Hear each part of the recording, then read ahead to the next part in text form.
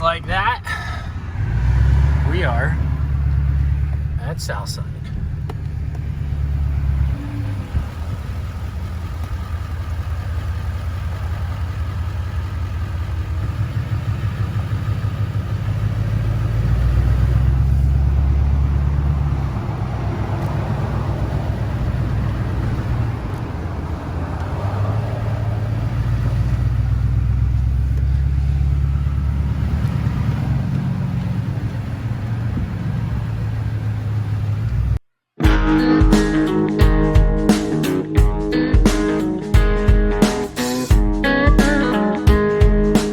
What's going on, guys, and welcome back. As you saw in that little clip just before, I am up at Southside Sales and Service, Southside Polaris as they call it, doing some work. So first, I'm going to touch on my last video. As I was editing this video, I wanted to change my reaction to what I was going to say about my previous video. So I am here to give you guys as much information as I possibly can at the time that I have it. I know snow check right now for all of us is a touchy subject. No one really has any answers. People were wanting my video to give them every single exact answer and pretty much tell them when their sled was going to get to the dealership, which is just super unrealistic. I am giving you guys as much information and as I am possibly allowed to give you at this time. As soon as I get more information, I will give it to you. But there was just a ton of nasty comments about what a waste of time it was and everything like that, which, hey, listen, if you don't like the video, you don't have to watch it. No one's, holding a gun to your head and saying, you got to do this, you got to do this. If you don't like what I have to say, then turn it off. But a lot of people, I'm sure, that watched that video, gave them a little bit more insight to what's going on than they knew. Probably 98% of the people. So this is really just for those 2% or whatever. And I know hardcore sledder, everyone's going bananas on it, which, again, I'm going to continue to do what I've been doing, and that's bring as much information to you guys as I possibly can. And again, if you don't like it, you don't have to watch it, and that's kind of what it is. So I'm going to get back to this video about my sled, but I just needed to throw that in there. But yes, we are up at Southside Polaris, and we have my current VR1, which is sold. The guy has, for the most part, paid all the money for it. But at the end of last year, and if you guys have been following along for a while, you know that I was having major fuel mode issues. It kept jumping. Pretty much what we kind of boiled it down to was if you bumped up the octane level in the fuel with some octane boost, it would help it a ton. So I was carrying around Klotz octane boost with me everywhere I went. Well, I was carrying it underneath my seat. What I thought I had packaged, which were brand new bottles, and they were tightly in there, weren't in there that tightly, and they did explode. And when they exploded, and it says it right on the bottle, do not come in contact with paint. Well, came in contact with paint, and here we are. So as you can see, it literally ate the paint right away. These are all marks that are in the paint and everything like that. So what we were doing, I don't know if you can see it, it's dirty too because it got wet just before. You see it all in the paint. So what we're up here doing is, obviously I pulled all that apart. I did that a long time ago because when I got it in my shop at home, I'm like, what is that? So I started digging, and then this is what I found. So I just pulled, and if you guys didn't know, there is like this foam underneath the tanks. So that one under here, so we had to pull that up just because we didn't know what was still stuck in there, if any of the octane boost was stuck in there. So when we go to paint it again, we didn't want that to come back and bite us. So ripped all that up. So I'm also getting the rails painted for the new owners. As you guys know, again, if you've been following along, I had to put Ice Age rails on last year because I bent mine right at the ends. I'll put the video up here. I didn't have time to get them painted. They came just raw aluminum. So I'm gonna strip this skid down also and get that painted.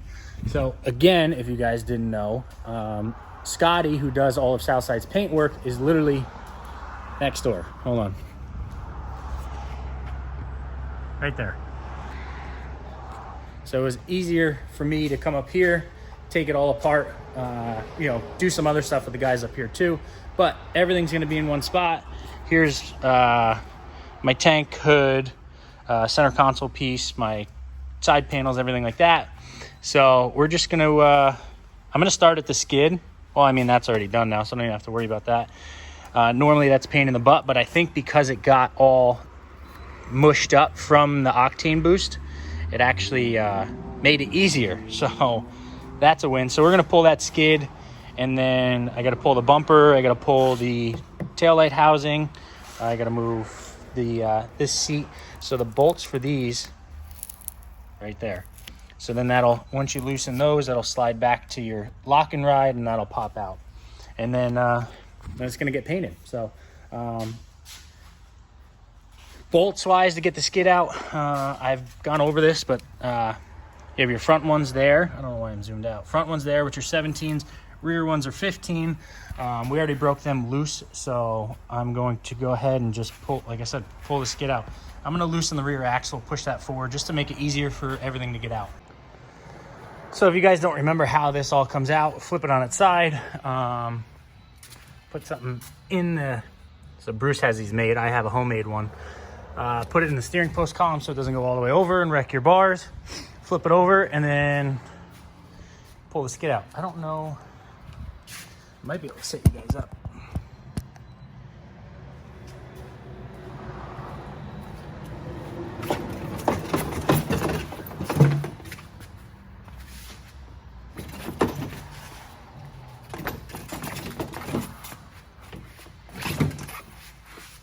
Wow. Just like that. So you got to make sure that you have all of your bushings and everything, because they're all going to fall out. Your bushings got to go back in there, so on and so forth. But that's it. Put this back up there, flip it on its side, and then go from there. And just like that, we have a disassembled rear skid. Hopefully I remember how all this goes back together. No, I'm just kidding. Take good pictures.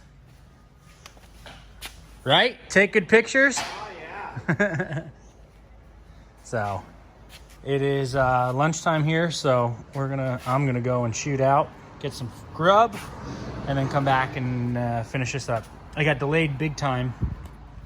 Scotty, the painter from next door, came over and talked to me for about an hour about sledding and stuff like that. So super behind the 8 ball here, but it is what it is. I'm not too worried about it. So I'm gonna go grab lunch and we'll be back.